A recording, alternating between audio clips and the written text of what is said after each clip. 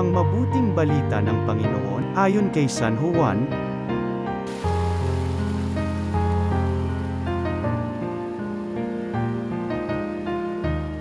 Nang makababa si Jesus mula sa bundok, sinundan siya ng napakaraming tao.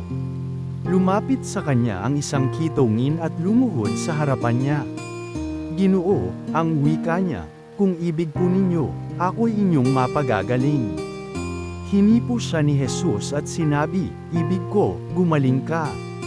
At pagdakay nawala ang kanyang ketong. "Huwag mo itong sasabihin kanino man," bilin ni Jesus.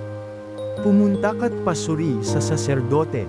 Pagkatapos, maghandog ka ng haing iniuutos ni Moises, bilang patuto o sa mga tao na magaling ka na." Ang mabuting balita ng Panginoon.